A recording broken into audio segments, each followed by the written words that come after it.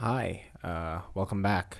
So, Joker 2, Joker Folie, Deux.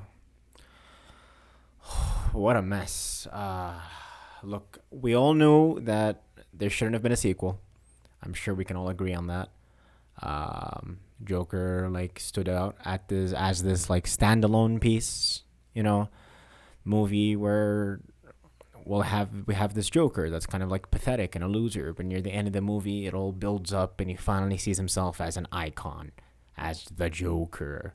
And then that ending scene where he's smoking and like he tells the psychiatrist that she wouldn't get it, and he feels confident. He feels like you know a villain, and I okay. Let me put it like this. I enjoyed the first movie. I actually really liked it. I saw it as this character breakdown, this different take on the Joker, where we have his origin story, but it's built up as a human, and how this normal man, well, mentally ill, but human, became an icon, became a symbol. It's a lot more, nuance than that. A lot more happens in that film, but I feel like that's the overall, narrative plot we had going on there. So when I heard that there's gonna be a sequel, I was confused because I remember them saying there was never gonna be a sequel. But I guess when you make $1 billion with a rated R film, you kind of have to make a sequel because that's just how art works these days. It's all funded. It's all money. So when the money comes in to make the sequel, and you have no idea what to do with it, this is kind of what ends up happening. Look, I heard Lady Gaga was going to be Harley Quinn. I heard that it's going to be a musical, and that actually got me excited.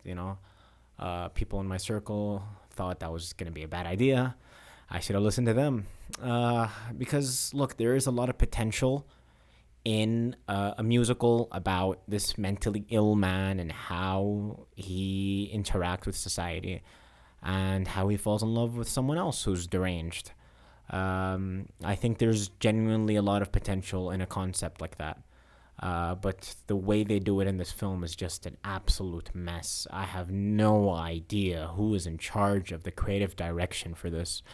It was like a musical that was afraid to be a musical. Like, what's the point of making a musical if the musical beats don't add anything?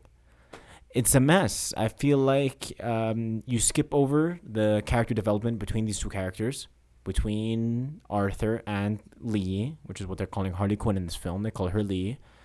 And you replace it with nonsense.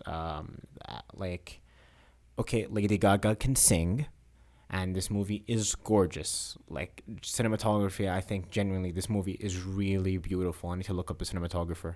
I'll put their name up here. But the rest of this is goddamn, man. It's like there's no rhythm, there's no consistency, there's no the word. I can't find the word, but the plot, the story, the film doesn't really mesh well with the music, and that's the whole point of a musical. Is the music elevating the emotions and elevating the story in the film. Um, like, for example, La La Land. That's a musical that everybody's seen, right? In La La Land, when Sebastian and Mia have that scene where they're looking at the sunset or sunrise, whatever it was, I don't remember. And they dance, they tap dance together, they sing together. That is a real emotional thing. It's humorous because he doesn't really like the way that the relationship they got to know each other. She doesn't like it either, but there is chemistry, and they solve that through dance and music. It's beautiful. In this film, they try to do that, kinda, and it's just messy. Not to say that the musical aspect of this was awful. No, I don't think that at all. I think those musical sequences are really well shot. Well, some of them. and there is genuinely a lot of heart in the singing performances going on.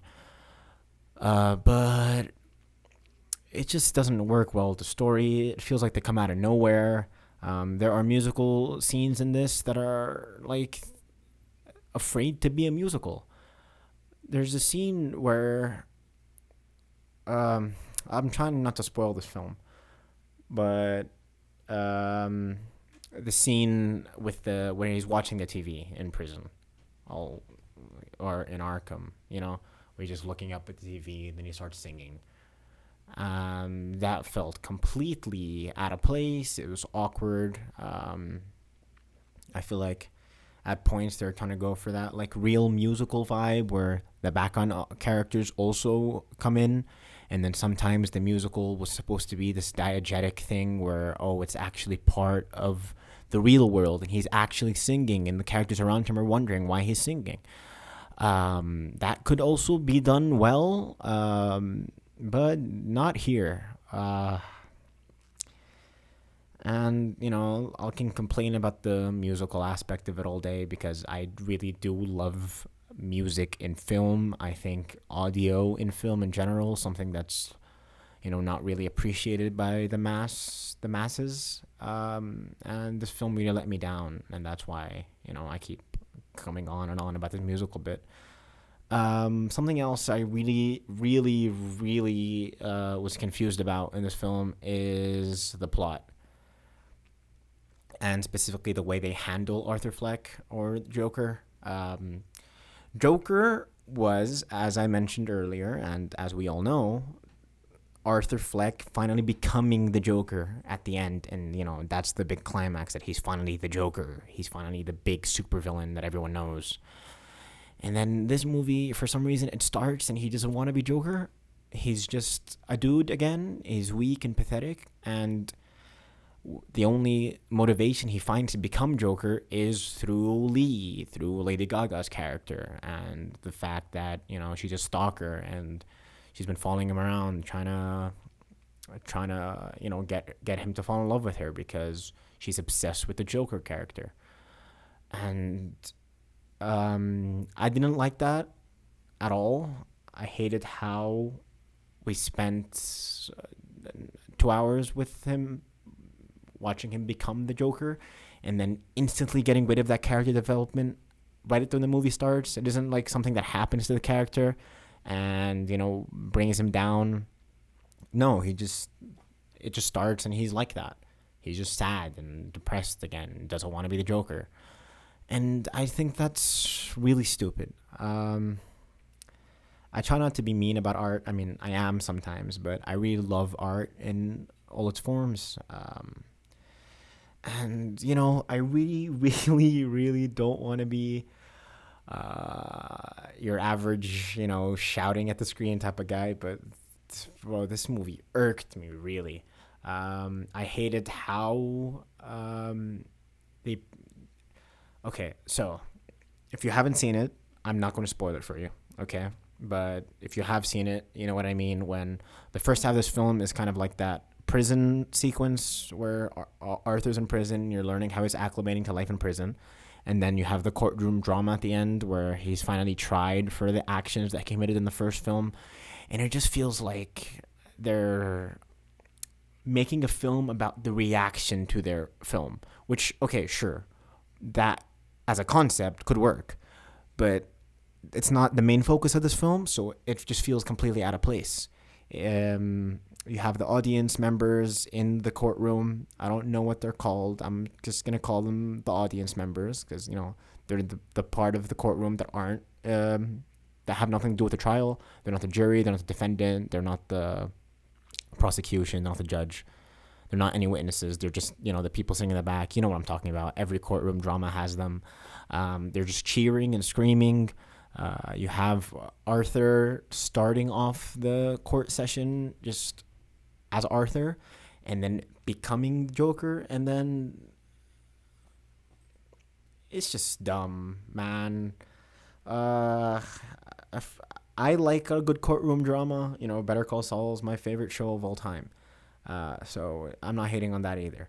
It's just I feel like this movie had no idea what it wanted to be.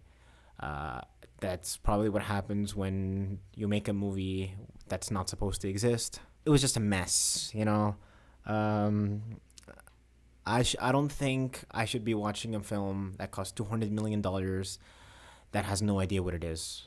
Um, when you demand a budget that big, you should at least know what you're gonna spend the budget on. You know. Uh, I know these days, $200 million, yeah, whatever. It's Warner Bros. They have unlimited money, and the first movie made $1 billion, so they'll throw money at anything. But I don't know, man. I really hate how the landscape of modern film has just become.